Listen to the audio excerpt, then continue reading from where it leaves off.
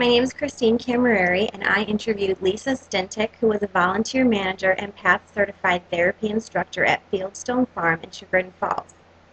This is what I learned from her. So what is equine therapy? It's also known as equine assisted therapy. It's treatment that uses equine related activities in the equine environment to promote physical, occupational, emotional growth in persons with ADHD, anxiety, autism, cerebral palsy, dementia, depression, even PTSD with like war vets and things like that. Just those are to name a few. The list is extensive. It's basically working with horses through grooming, teaching them how to use things like for skin management, how to brush, how to use other kinds of combs for different things, how to pick their hooves out, fly spray, how to bridle, all that good stuff. It's teaching them to work the horses through all of those things, or activities with the horses, also riding, drawing or painting on them with face paint, things like that, so that they get a therapeutic approach to working with them. So volunteering or interviewing Lisa, I found out this kind of information. I also currently volunteer at Fieldstone Farm, which is how I met Lisa and how I found out to ask her, thought to ask her to interview her. So daily tasks and responsibilities. This is kind of a couple questions mushed into one that I had asked her. Multiple responsibilities are varying. There's so many because it depends what you're doing that day. Whereas I go in to volunteer, she handles things a little bit differently. So instructors only. Once I become PATH certified, I would teach lessons throughout the day. Class notes would be taken after per student in their individual charts, kind of like when you're in the hospital and your nurse is charting on your own chart. Lesson plans for following week is what she would be working on, or I would be working on, based on how the students did that week and how the horses did too. Because if a horse isn't pairing well with a student, as an instructor, you have to know to change that pairing up. Find a new horse for that student that's going to work with them better and handle, if they do have muscle contractions or they are spazzing or having mini seizures. Are they kicking the horse too hard? Is that horse responding well to that? If not, you need to find a new pairing. You also are going to be working with new horses to desensitize and ready them for new students. If we get donated horses in, or the center that you're working at does, you have to run those horses through varying different classes and training so that they know what they're getting into too. You don't want a horse to spook when a kid gets on him and kicks him too hard or doesn't know how to mount the horse. So the horse has to be calm and steady and just ready for therapy with the kids or other patients. There are multiple roles, as stated that I just said. If you're a teacher, those are things you would be doing.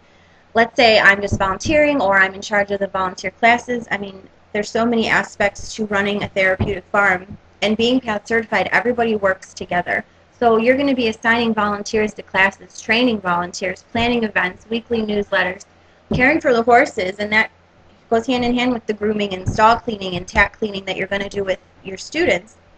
That's things that need to be done every day. You're going to schedule appointments for any horses needing veterinary or farrier care. The list goes on, Lisa tells me.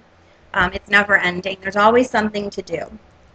A typical day, she works full-time Monday through Friday, 8:30 to 4, but her hours are different every day. And I know volunteering, I volunteered a couple of different classes, like a Thursday morning, a Tuesday night.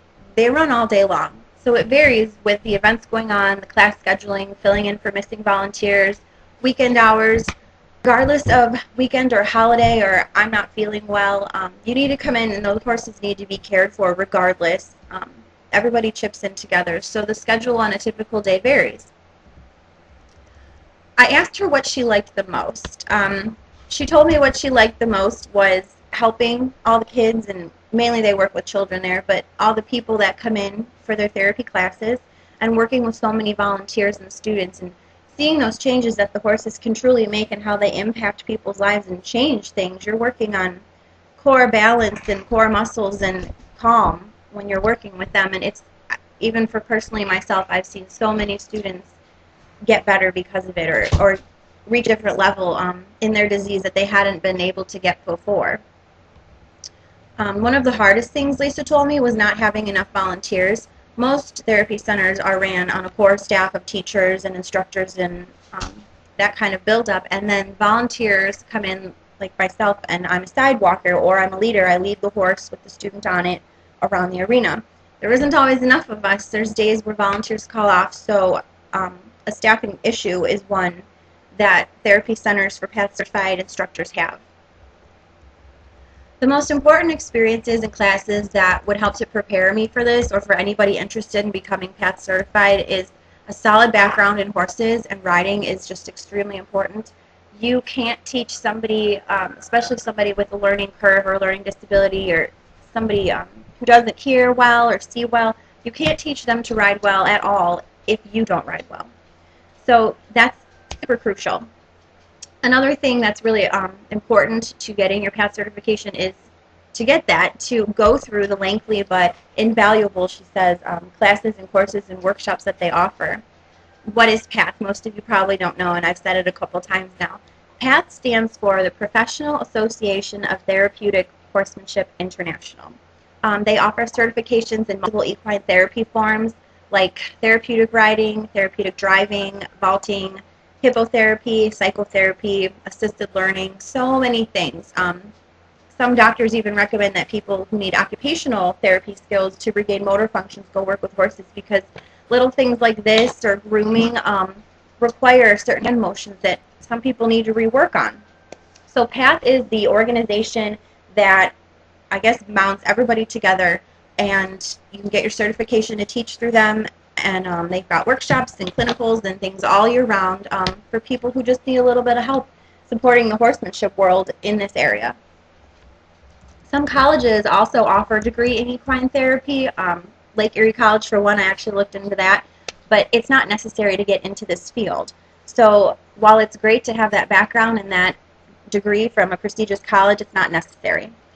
Integrating veterinary technology is also a great pairing with this career. According to Lisa, because I asked her, if this was worth it for me, she said it's invaluable. I can take both of these anywhere and mesh them together in a career path and do my veterinary technology, specializing in equine, and work with PATH students too to teach them more about how the horse works, their bone structure, things like that. It's going to be great. Most therapy instructors, including Lisa, don't see themselves leaving their position, which sounds invaluable to me, at any time in their future, as they love what they do. Therapy centers are popping up all over the country and the world, and the great thing about this career is that you can take it anywhere. You can take your horses most anywhere. The job-related opportunities, anything equine, any riding lesson program, teaching program, barn management is a huge one. All relate into this. Managing a barn is, I guess, a very popular degree for equine-related people. And an average salary would be around $54,000 a year or more, depending on your education level and who and where you're teaching. And regardless, if you're PATH certified or not, I guess, because once you're certified, you can get different accreditations and your salary would go up, she says. Can you start your own center, I asked her, because I have 3 horses I would love to work with and eventually someday maybe start something here. She said absolutely, but time, money, some solid experience are required before one should consider this, and obviously being PATH certified. There's also a process. You have to get your center PATH certified. They come out and they look at it and they inspect it. It has to be up to their standards, so that's something you also need to consider. I also asked her how to get started. For anybody else who might be interested in looking at this career path, or if you have any questions for me. If you don't have a solid background with horses or riding, you need to get some riding lessons. You usually can find things like that at therapy centers like this. You can call and ask. I know that they offer some for a reasonable price. Craigslist, I know. I have a couple girlfriends that do it. So you just have to find the right path to where you need to get your lessons from. You can't teach others to ride if you can't yourself. Again, it's just one of those things she kept stating to me. It's a huge, huge aspect to equine therapy. You have to know the horse yourself. Also, the PATH website, www.pathintl.org. You can check it out. It's full of information, full of resources, and ways to get started. It can even help you find a mentor or a certified therapy center, things like that. And you can volunteer in classes. Before I even started my program at Stotzenberger, I started volunteering at Fieldstone Farm because I'm genuinely interested in this career path. So I volunteer there. You get a feel for the classes and the students. You build a relationship with the horses and the instructors, and you can even ask them to be a mentor for you someday, which you need. You need a therapy instructor to be, like I said, a mentor to you, and they'll kind of guide you through your path and sign things off for you, help you get credit hours, things like that. You can also attend path workshops, usually at the therapy farms. I know the farm that I volunteer at, um, she sends out newsletters about them a lot, so I always know when they are. But for people who don't know, it's best to look up those therapy farms to find out when they are, or you can find them on the Path International page.